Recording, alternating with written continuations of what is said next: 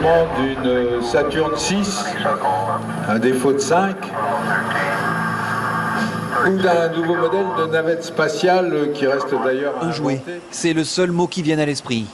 Comparé au plus gros avion de ligne, l'A380, qui peut peser 2000 fois son poids ou chargé de son pilote, le cri-cri reste une incongruité aéronautique, car il vole.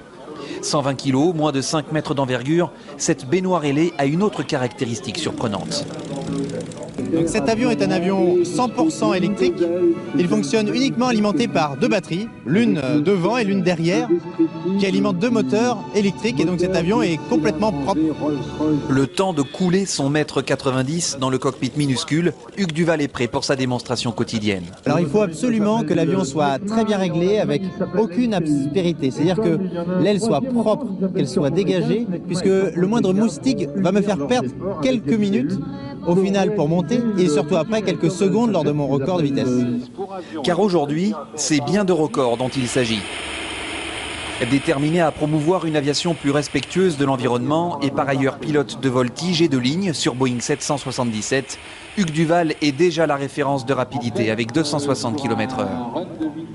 Cette fois, la finesse des manœuvres et les 25 kg de polymère lithium, comme dans les téléphones portables, vont faire mieux. Le record est battu. Avec un si petit avion, 283 km/h à l'énergie électrique, il montre la voie, ce garçon. Une voie qu'empruntera demain matin Solar Impulse, l'appareil révolutionnaire du Suisse Bertrand Piccard. Beaucoup moins vite, mais avec les rayons du soleil comme seul carburant. Voilà, tout va bien parfois.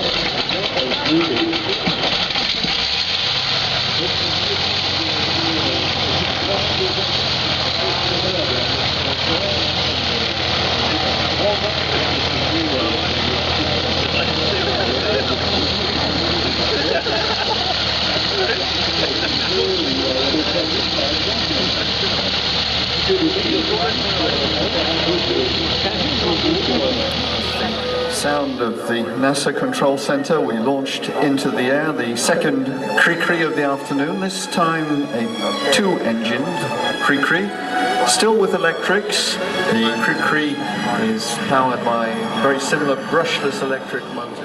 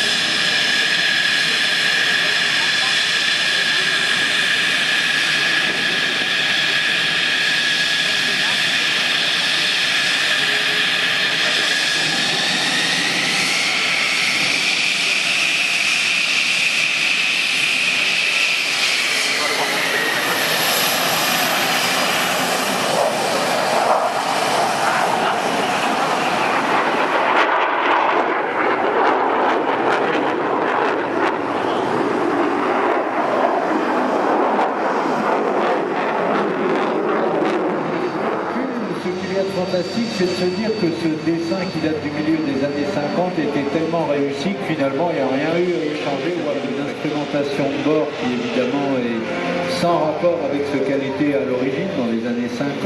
Aujourd'hui il y a des écrans partout, il y a des systèmes de navigation inertielle doublés de systèmes GPS, des cartes déroulantes, un radar couleur basse énergie. Donc c'est finalement, le cerveau de l'avion a peut-être un peu changé, mais ses muscles et son squelette sont restés le même. Et ça montre à quel point un beau dessin, un dessin d'avion réussi, est finalement quelque chose d'universel et qui n'a pas vraiment besoin d'être trop changé. Le C-130J a été commandé à plus de 300 exemplaires, plus de 250 d'entre eux ont déjà été livrés dans 15 pays différents, mais ce n'est jamais que la dernière version, il y en aura sûrement encore après. The aircraft uses an advanced two-pilot flight station with fully integrated digital avionics, color multifunction liquid crystal displays and head-up displays, a state-of-the-art navigation system with dual inertial navigation systems and a global positioning system. A fully integrated defensive system is fitted and a low-power color radar and a digital moving map. Reduced crew requirements consist in two-pilot operation with one loadmaster and one crew chief. The aircraft can also be configured with an enhanced cargo handling system. The aircraft has been ordered in over 300 examples and 250 have already been delivered. The first delivery to the Indian Air Force occurred recently with the aircraft going to 77 Squadron at Lindau. L'atterrissage de Wayne Roberts, c'était en soi déjà un joli morceau de bravoure. Il l'a posé sur finalement aucun souci pour son information.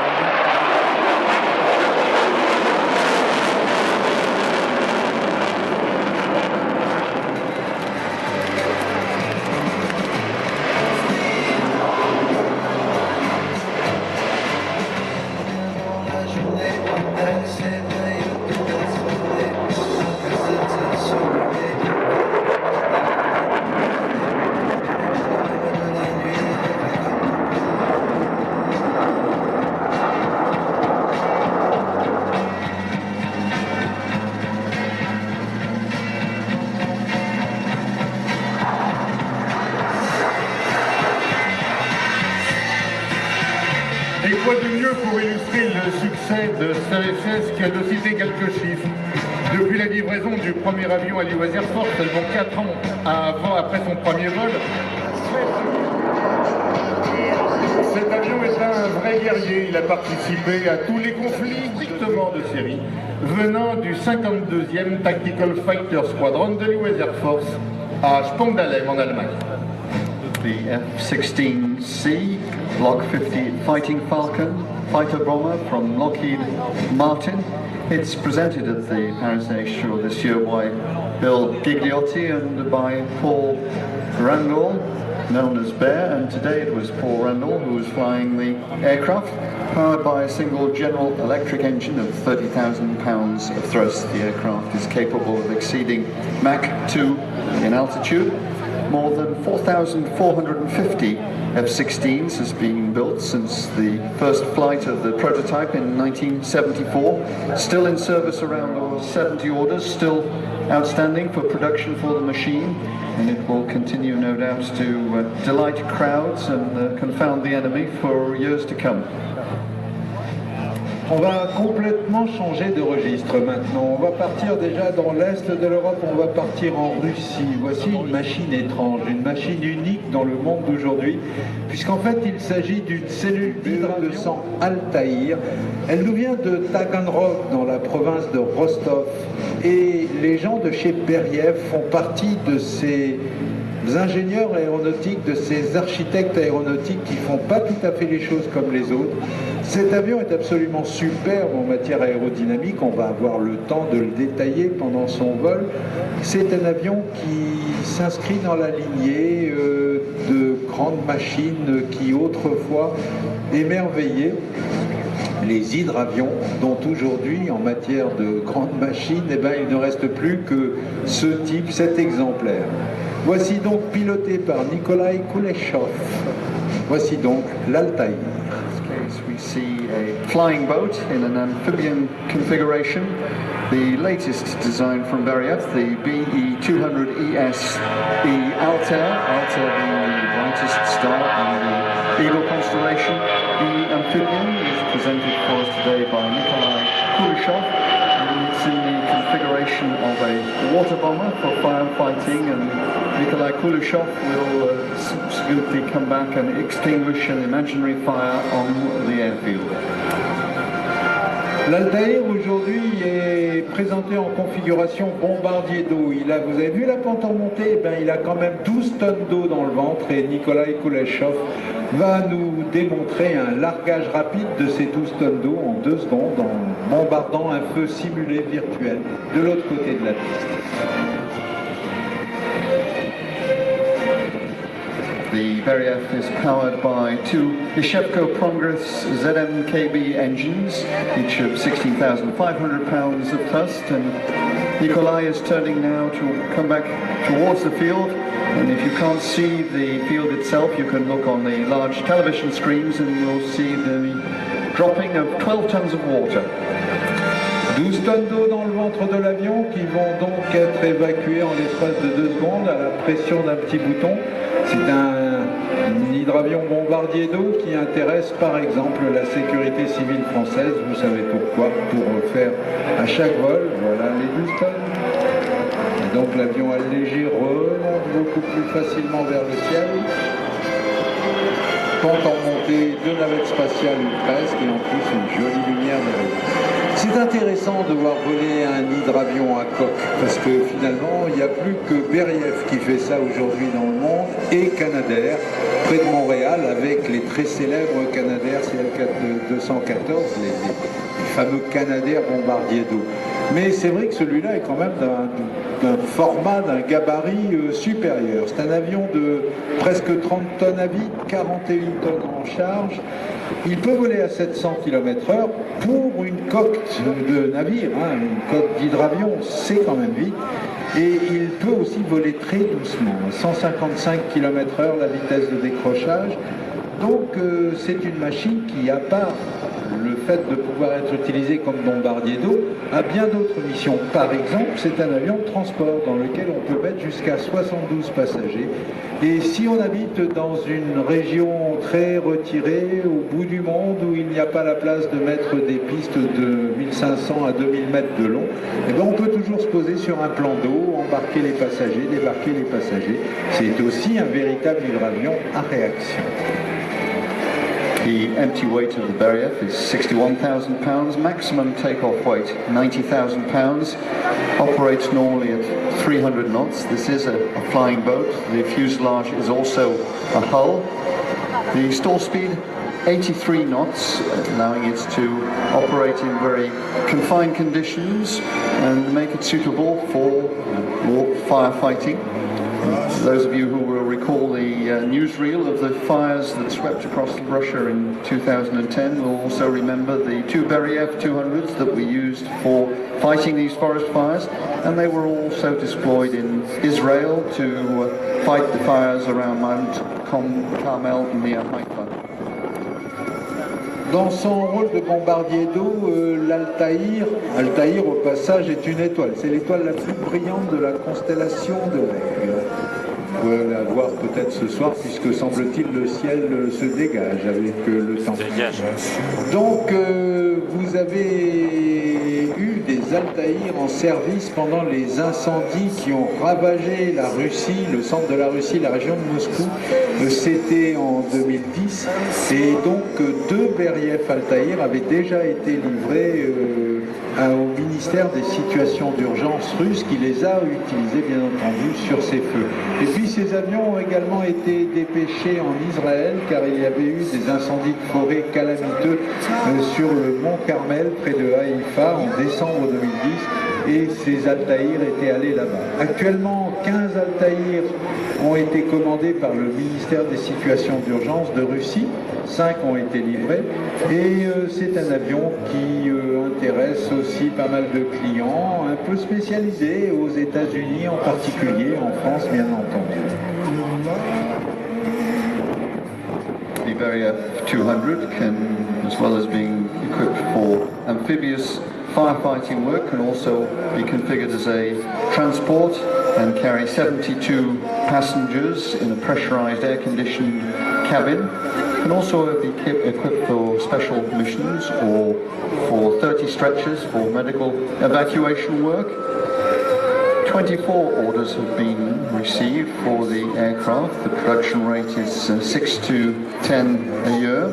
15 have been ordered by the Ministry of Emergency Situations in Russia, and it's of interest to specialist operators.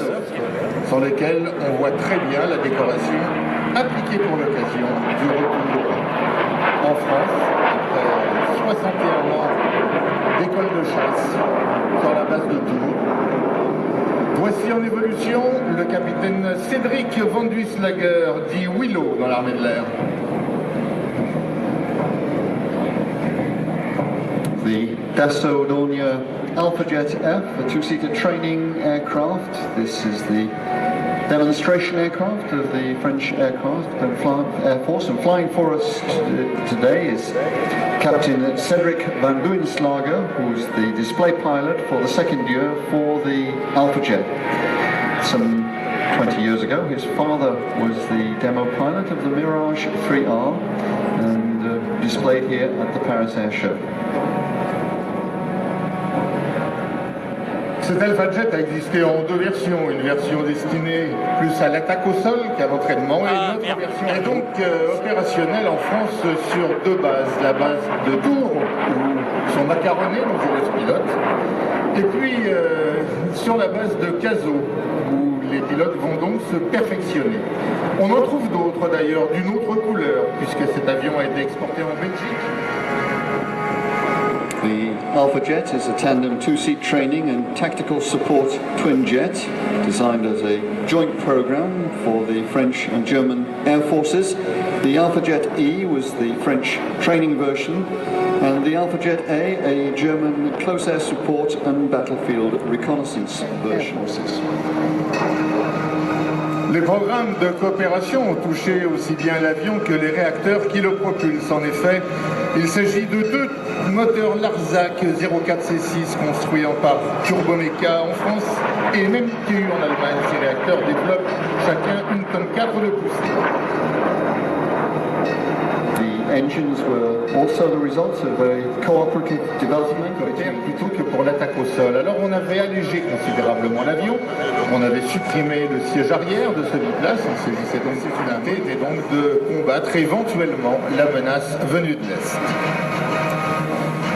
L'Allemagne s'est donc séparée de ses avions, elle les a revendus, elle en a donné dans des musées où elle a même participé. Alors 8 pilotes d'essai, bien sûr, veulent sur tout ce qui se présente. Et aujourd'hui, c'est un autre pilote présentateur, et son papa, qui lui présentait les Mirage 3R en vol, les Mirage 3 de reconnaissance de la 33e escadre de Strasbourg. Un petit clin d'œil donc au général, Christian Van Duislager, qui fait partie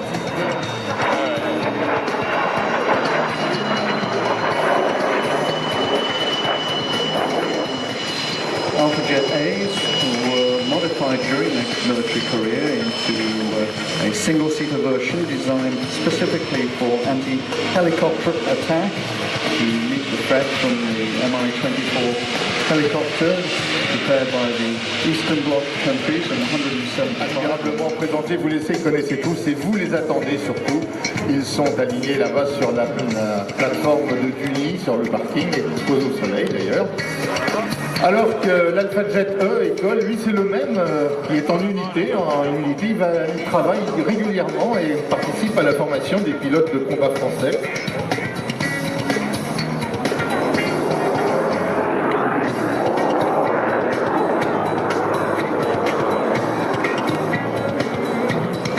Et nous verrons aussi un peu plus tard dans l'après-midi un appareil qui pourrait bien peut-être prendre sa succession. Curieusement d'ailleurs, dans les bureaux d'études des grands constructeurs, il n'y a plus d'avions d'entraînement en réaction.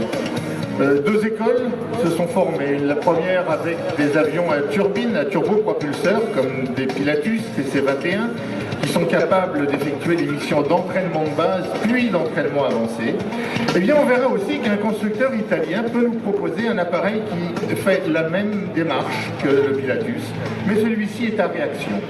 Nous en parlerons un petit peu plus tard dans l'après-midi, il sera présenté en vol et vous verrez l'évolution donc promise de ces avions d'entraînement qui pourraient très bien passer en Europe par un avion italien.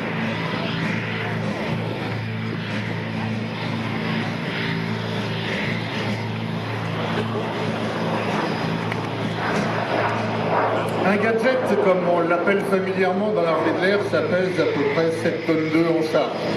Sa vitesse, eh bien, elle est de 1000 km/h, un petit peu inférieure à la vitesse du son, ce qu'on appelle du haut subsonique. Et le cas échéant, il peut être armé. Ce n'est pas seulement un avion qui sert à apprendre à piloter, mais ce sont les premiers pas du pilote vers un système d'armes. Et pour utiliser le canon d'expert, par exemple, d'un Mirage 2000 ou d'un Rafale, eh bien, on apprend à se servir de ces armes sur un Alpha Jet de la base de Caso, puisque le canon est emporté en nacelle sous le fuselage, comme l'étaient à l'époque les Mauser sous les avions allemands. The maximum takeoff weight is 16,500 pounds. The maximum operating speed 540 knots. Stall speed de 200 km/h environ, il vient de la droite vers la gauche. Rotation at 120 knots, and the Queen of the Sky lifts into the air in sunshine over the Bourget.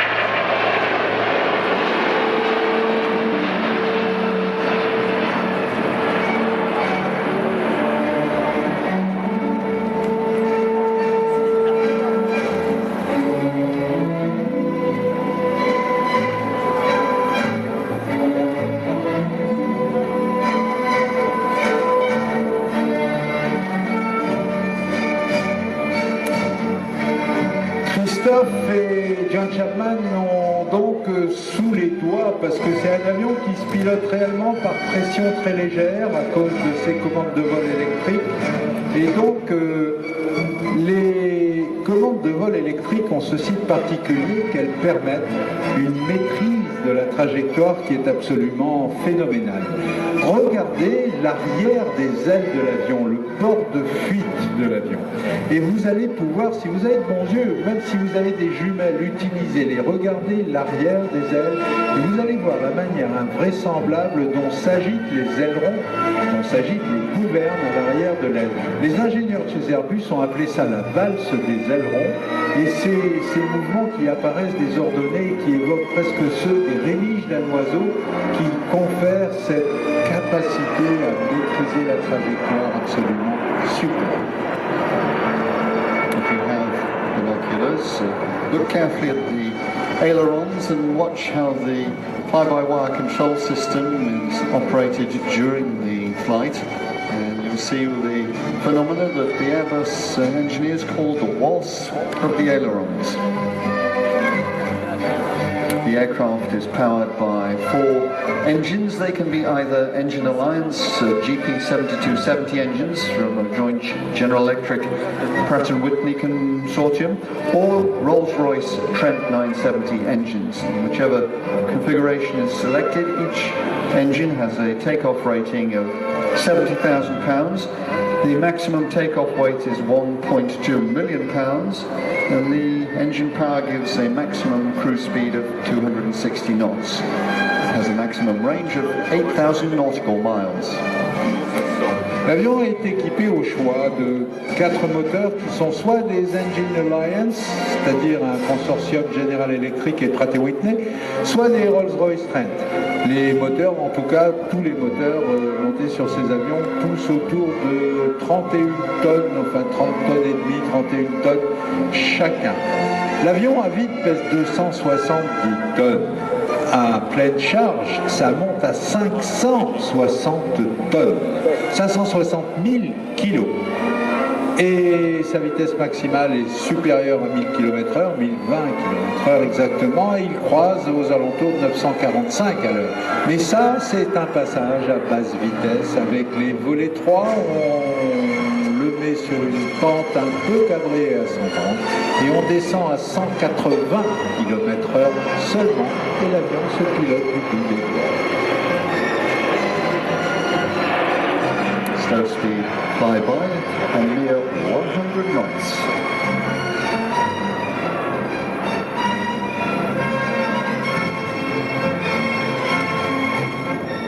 On est passé au 4e cran et nous voilà donc maintenant en approche sur... Nous voilà maintenant en approche sur la piste 03 du Bourget. Attends, un peu juste.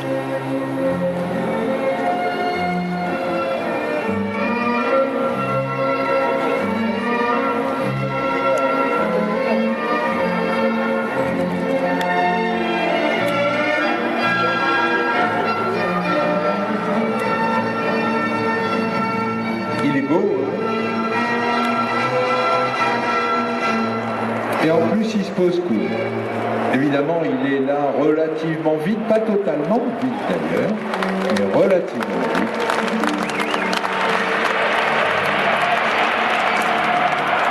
Et donc le 380 maintenant va rouler vers l'extrémité de la piste 03, dégagé par la droite et laisser place à une machine de combat.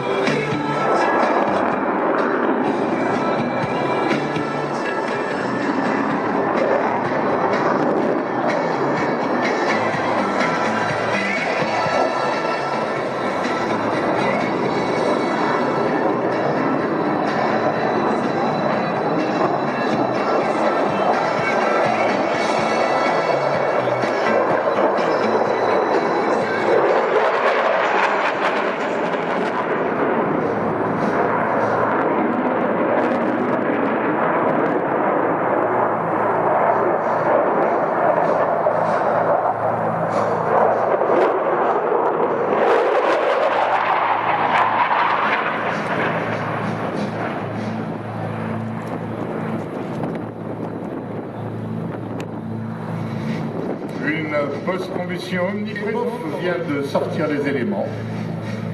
Le canard avance et deux surfaces mobiles jouent un rôle très actif dans la décélération et participent donc au confort de pilotage à l'atterrissage et dans les manœuvres de combat. Alors on va laisser filer notre Eurofighter qui va aller là-bas, tout là-bas, rejoindre son emplacement sur la zone d'aviation d'affaires, accroché à son petit parachute. Et on va remplacer dans le ciel du Bourget un avion venu d'Italie. Cet Eurofighter était donc au feu. Lâcher des freins, la puissance, on va décoller. Tout de suite après le décollage, plein pied à droite pour virer à plat vers la droite, puis plein pied à gauche, ensuite retour, enfin, vous allez voir. Allez, on tire, on monte et on met du pied à droite. Et nous voilà partis en travers, en plein dérapage, on laisse le train sortir, on s'écarte de l'axe, on prend quelques distances, on dérive vers la droite, et puis on va mettre maintenant du pied à gauche, que voici, et puis comme il y en a assez de virer à plat, et ben on va basculer les ailerons dedans, dans le trou à gauche, pour faire un passage qui sera suivi d'une montée pente maximale, manière navette spatiale qui décolle. As you watch this display, it's worth remembering this is not an aerobatic monoplane, it's a military transport, a tactical transport, and Enrico and Giovanni demonstrate the beginning of the display, the steep tactical slopes, followed by a pull-up and a steep climb-out, hanging on the power of the two Allison engines, each developing 4,700 horsepower. Admittedly, the aircraft is empty, but even the empty weight of 41,000 pounds is quite a substantial amount, and as you saw there, the pilot's quite comfortable in flipping over into knife-edge flight and even going a little bit further as they perform these lazy eights, which is anything but lazy. Allez, un 8 paresseux vers la droite, je vois pas ce qu'il a de paresseux, mais on reprend de la vitesse en descendant. Et là, on va mettre l'avion sur la tranche, on va se servir du fuselage comme aile. On va mettre beaucoup de pieds en haut pour que le palonnier aide à garder le nez haut. Et voilà, un passage tranche qu'on préfère faire d'habitude en avion de voltige. knife edge flight. 121 of these machines. The C-27J is powered by the engines from the C-130J.